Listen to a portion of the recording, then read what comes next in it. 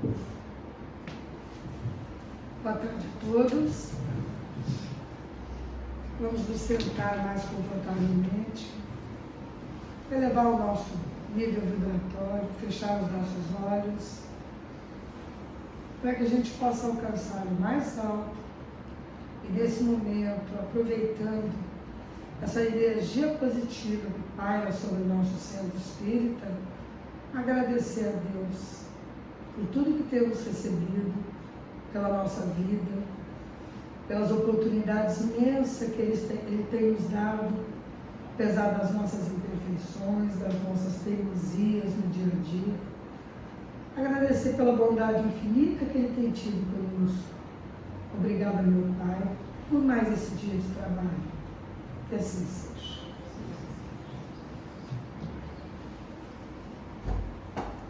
Bom, como o Rogério disse, iniciamos novamente o Evangelho, o estudo do nosso Evangelho. Parece que é sempre novo. A gente estuda há 1000 anos o Evangelho e sempre ele é novo. E hoje eu vim falar para vocês do capítulo 1. Estou abrindo novamente. Não vim destruir a lei. E eu escolhi então os itens 5, 6 e 7 que sintetizam o Espiritismo. O que é o Espiritismo? Eu digo sintetizar porque se a gente for falar sobre o Espiritismo, a gente vai entrar noite adentro, vocês vão cansar de ouvir. Então a gente vai ter que ir mais devagar, né? E sintetizar realmente. Então iniciamos perguntando o que é a religião. O que é a religião para nós? É uma ciência que nos conduz a Deus. Ela nos torna conhecedores dos nossos deveres e do nosso destino pós-morte, que é o que nos interessa, né? A gente está aqui, sabe que tem um tempo limitado e que depois desse tempo iremos para onde? Para o desconhecido? De qualquer maneira, nós precisamos saber o que é esse desconhecido, né? Ele traz calafrios, frio na barriga, quando vai chegando perto a gente morre de medo. Então, quanto mais nós nos cientificarmos a respeito do que acontece pós-morte, eu acredito que mais tranquilo a gente vai chegar lá, não é verdade? Então, a religião nos esclarece do nosso destino além do túmulo. E o Espiritismo é uma religião? Bom, o Espiritismo é uma doutrina que se sustenta sobre 3 pilares básicos: a religião, a ciência e a filosofia. Na ciência, ele desmistificou todos os milagres, né? Todos os milagres que antes acreditávamos caem por terra, essas teorias, né? O Espiritismo veio para mostrar, para desmistificar tudo aquilo que antes a gente entendia como milagre. Hoje nós sabemos que não é assim. E na religião? Nós temos o Leon Denis, um dos pilares do Espiritismo. Ele foi contemporâneo de Kardec. Ele diz o seguinte: no Espiritismo encontrei a solução clara do problema universal, problema da morte. Ele simplesmente tornou firme as minhas convicções, tirou todas as minhas dúvidas. Olha isso, Leon Denis, lá atrás, no começo, um dos maiores escritores que nós temos, né? Então, o Espiritismo, ele tem características toda própria. Nós não temos culto externo, a gente não tem sacerdócio organizado, nós não temos cerimônias de qualquer natureza, né? Não há um intermediário entre a criatura e o Criador. Fica um pouco mais difícil para nós. Nós não temos intermediário entre criatura e Criador. O que quer dizer isso? Em outras religiões, você tem intermediário. Você vai para a religião católica, você tem um padre. Em todas as vertentes religiosas evangélicas, você tem pastores. E por aí afora. No Espiritismo, somos nós e Deus. A gente não tem aquela tranquilidade do intermediário. Não adianta eu pecar ali, chegar, confessar, estou livre, peco de novo. Eu estou por minha conta. Eu estou por minha responsabilidade. Tudo que eu fizer de bom vai me trazer boas coisas. Tudo que eu fizer de mal vai recair sobre mim. Eu sou responsável por todos os meus atos. Não há intermediário entre Deus e eu. O Espiritismo foca no amor e na caridade como foco maior, como ponto maior. É uma doutrina voltada para o aperfeiçoamento moral da criatura, por meio dos ensinamentos transmitidos pelo Cristo. Então a gente já viu que tudo recai sobre a gente. Nós nascemos simples e ignorantes. Com o passar do tempo recebemos o livre-arbítrio. A partir daí, nós aprendemos a distinguir o bem do mal. Com o livre-arbítrio, eu caminho por onde eu quero, sabendo antecipadamente que o caminho que eu tomei pode me trazer louros, mas pode também me trazer muitos problemas para encarnações futuras. Comunicado por espíritos para Allan Kardec, o Espiritismo foi codificado em 5 livros conhecidos como Pentateuco Kardeciano. Eu acho que a maior parte aqui conhece, né, gente? O primeiro deles foi o Livro dos Espíritos. Ele foi lançado em 18 de abril de 1857, lá na França. Se apresenta sob a forma de perguntas e ele tem 1019 tópicos. Ele abarca todo e qualquer tipo de conhecimento que a gente queira adquirir. Tudo que você precisa para o seu dia a dia, está lá. Você tem a pergunta e tem a resposta. Ainda foi lançado o Evangelho segundo o Espiritismo. Depois nós tivemos o Livro dos Médiuns, o Céu e o Inferno, e finalmente a Gênese. Kardec, cujo nome era Hippolyte Léon Delisle Rivail, ele era francês, né, gente? Ele adotou esse pseudônimo de Allan Kardec, primeiro que ficava mais fácil, né? Do que você falar qual autor é Hippolyte Rivail, etc. e tal. Então, Allan Kardec estava mais fácil. Ele adotou esse pseudônimo quando ele tomou conhecimento que em uma de suas encarnações ele foi um sacerdote druida. Isso 3.000 anos antes que esse povo celta viveu, né, no continente europeu, e ele foi um sacerdote. Até teve uma morte horrível, porque ele foi queimado na fogueira por causa das suas convicções. E ele, quando soube disso, gostou muito do nome e adquiriu esse pseudônimo. Como Allan Kardec, ele é conhecido até hoje, o pai do Espiritismo, né? Ele é responsável pela codificação, pelo Pentateuco. Então nós temos alguns preceitos básicos que norteiam o Espiritismo. O Espiritismo, ele não tem muitas formas, como a gente viu, né? Mas ele tem princípios básicos que o norteiam sem sombra de dúvida. Então, o primeiro deles, Deus é um ser único e perfeito. É só isso que o Espiritismo pode falar. Por quê? A gente não tem noção do que seja Deus. Dentro do nosso ponto evolutivo, a gente não tem como imaginar Deus. É uma centelha? É um clarão? Tem a forma humana? Como que nós podemos saber se nós somos tão limitados no nosso conhecimento? O que é que a gente imagina como a divindade? Cristo, mandado por Deus, governador do nosso planeta, se fez humano há mais de 2.000 anos para nos ajudar. Então, como ele tomou a forma humana, quando nós pensamos na divindade, a gente pensa no Cristo com a forma humana. Mas Deus não. Deus nós não temos capacidade de imaginar. A gente sabe que Ele está sempre criando, que Ele não para jamais de criar.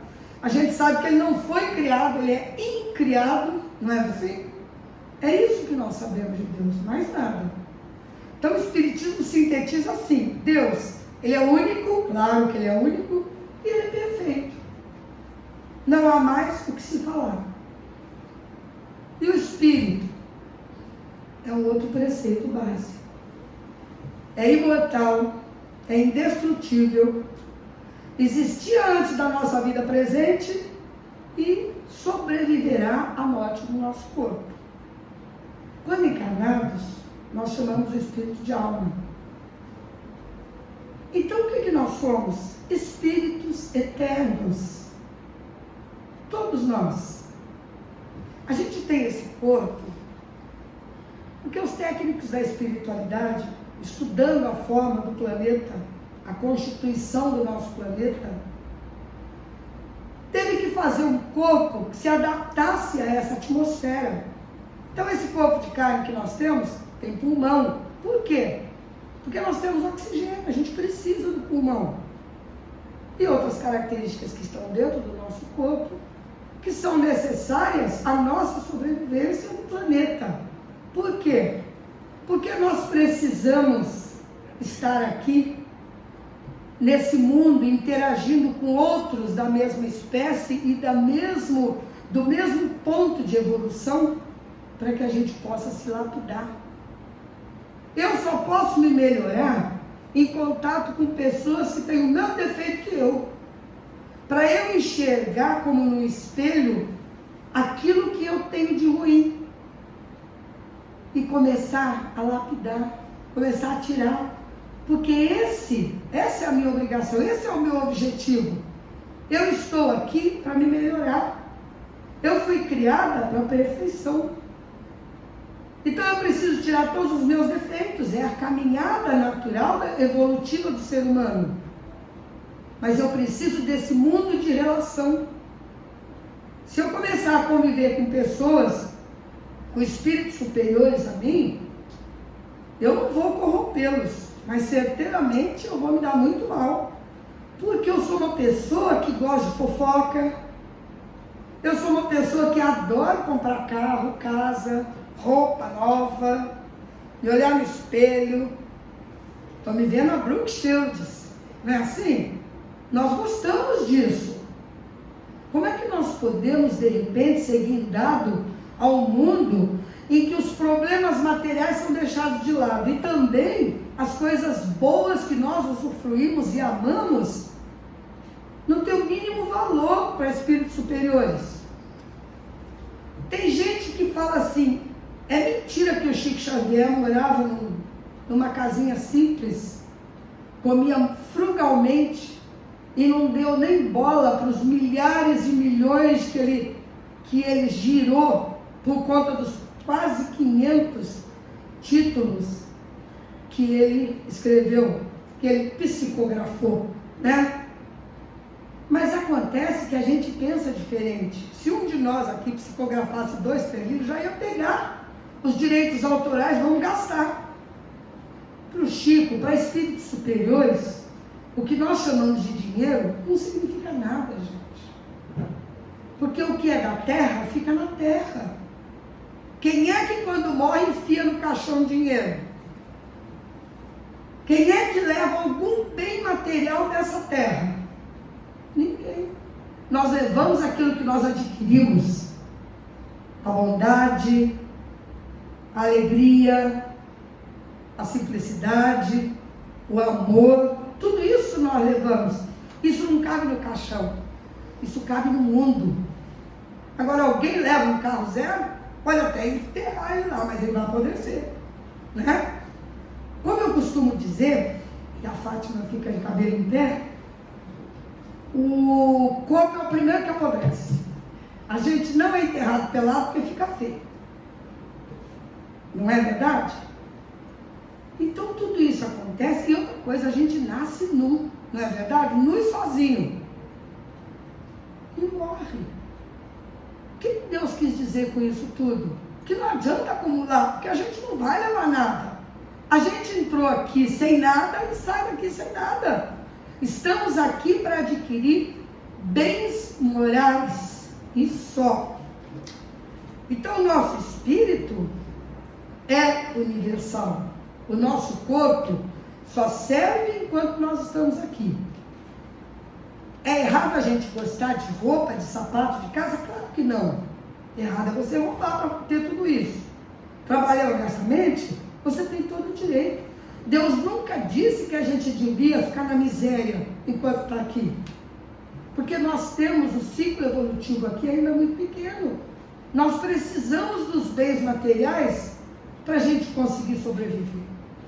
Afinal, nós temos estômago, temos que comer, temos frio, temos que nos agasalhar. Tudo isso produto do nosso trabalho, não é verdade? Progresso espiritual. Todos os espíritos são criados simples e ignorantes e estão destinados à perfeição. Foi o que eu acabei de falar. O espírito jamais regride. Ele não retroage nunca. Mas ele pode estacionar. Quando eu fui criada para a evolução e continuo evoluindo. Eu sempre digo que a evolução é o relógio do tempo. Todos nós que entramos aqui antes da palestra, estamos saindo melhores. Porque o tempo está evoluindo. Vocês estão adquirindo conhecimento. Eu também estou. Todos nós vamos sair daqui melhores do que entramos. Amanhã estaremos melhor do que hoje. Porque o dia a dia é uma lição. E as lições adquiridas nunca são esquecidas. O conhecimento é armazenado. Nós nunca esquecemos. Uma criança, quando ela é alfabetizada, pode passar o tempo, você pensa que ela esqueceu, mas é só voltar a treinar que ela escreve direitinho. Todo conhecimento não é perecível. Ele é armazenado e guardado e utilizado no momento que necessita. Então o espírito jamais regride. A gente pode estacionar porque numa encarnação a gente faz besteira demais e caminha menos. Então Deus é muito compassivo, Ele deixa a gente estacionar. Ele não faz a gente regredir. Por quê?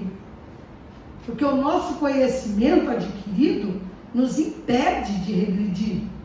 Como é que eu vou lá para trás com tudo que eu já adquiri? Eu posso estacionar. Na próxima encarnação eu vou andar mais um bocadinho. Todos os espíritos atingirão a perfeição por seu próprio mérito no exercício do aprimoramento espiritual e da implantação da capacidade intelectual. Por quê? Porque o objetivo é a perfeição.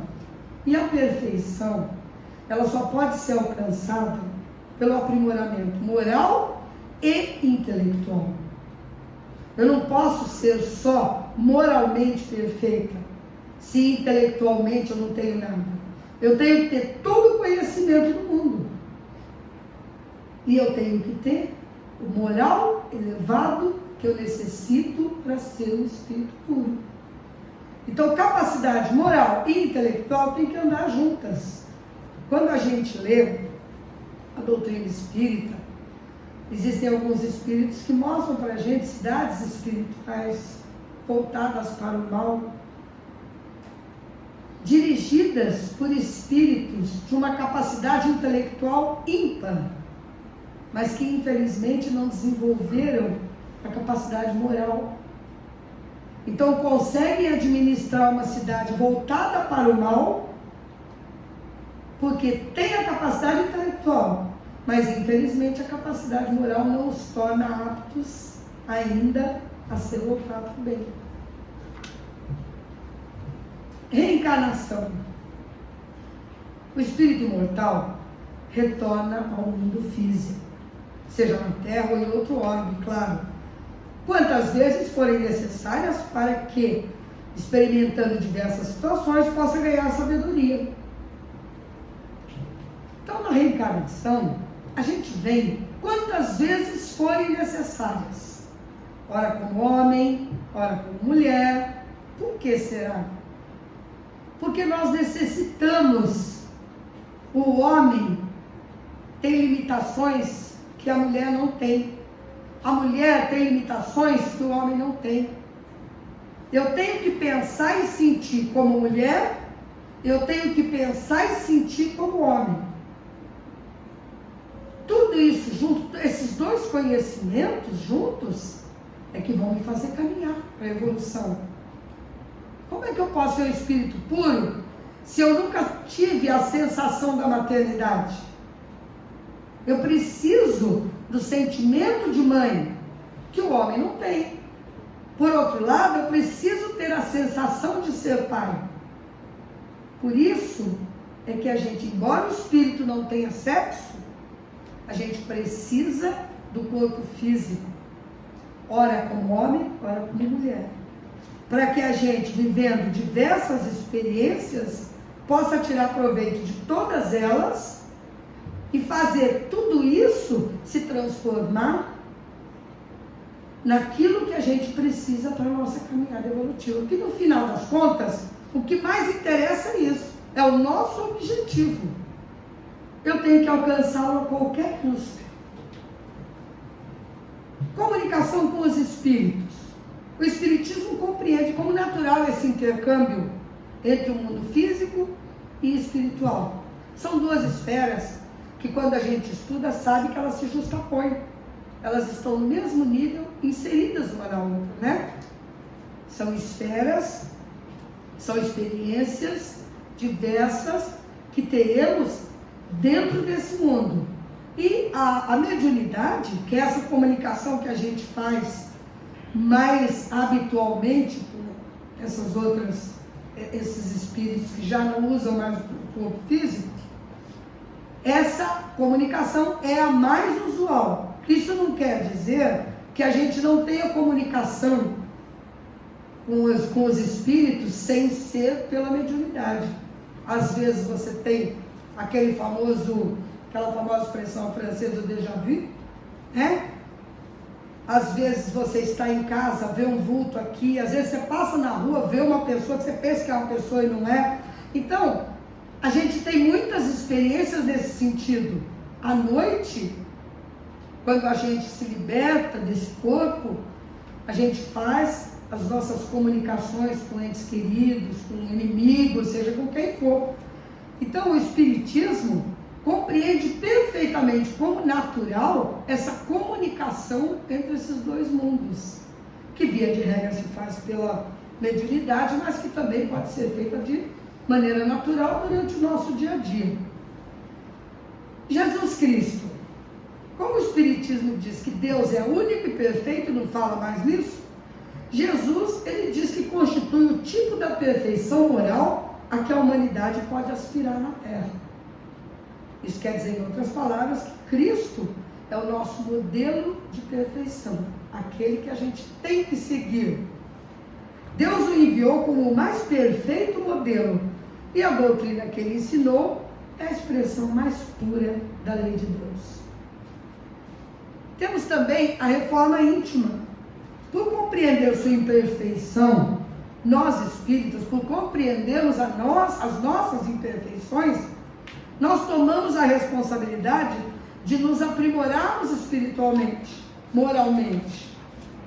Então, cada um de nós, reconhecendo os defeitos, reconhecendo que nós ainda temos muita coisa a tirar de dentro de nós de ruim, até que aflore esse amor que a gente precisa, né?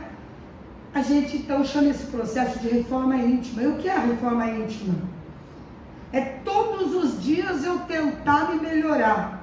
É todos os dias eu tentar tirar de mim um pouco do meu egoísmo, um pouco do meu orgulho, um pouco da minha vaidade. É todos os dias eu tentar ser uma pessoa melhor do que eu sou. Essa é a reforma íntima. Ela é fácil de fazer? Muito pelo contrário. É a parte mais difícil que tem. É o ser humano se olhar no espelho, se enxergar como ele realmente é, com todos os defeitos, e falar, agora eu vou começar a me melhorar. Para isso, Deus, em sua infinita sabedoria, nos deu a escolha de muitas encarnações, porque Ele sabe que numa só a gente não consegue nada. Então, Nessa encarnação eu me propus a ser uma pessoa com menos orgulho, um pouco mais de humildade. Eu ando pouco, tropeço aqui no meu orgulho, levanto novamente, tento, eu vou caminhando. Passou essa encarnação, consegui alguma coisinha. Na próxima, eu complemento. Aí já não sou mais uma pessoa orgulhosa, sou rancorosa. Então vou tentar tirar meu rancor. Ou então uma coisa mais simples, eu levanto todo dia de mau humor, xingando o mundo. Vou tentar todos os dias até eu conseguir tirar o meu mau humor matinal, desculpa. É assim que eu vou utilizar a minha vontade de me melhorar, sabendo que eu preciso dessa reforma íntima para me tornar aquilo que eu me propus, que é um espírito caminhando para a perfeição. Para isso, para fazer essa reforma íntima, eu preciso utilizar o meu livre-arbítrio.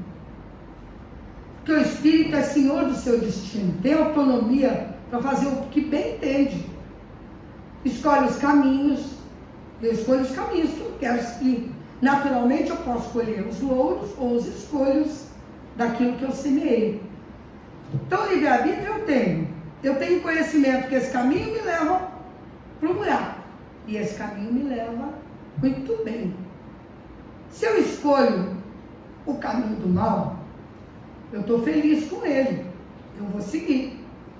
Sabendo que lá na frente, todas as consequências das maldades que eu fiz, do caminho mal que eu escolhi, vão voltar para mim.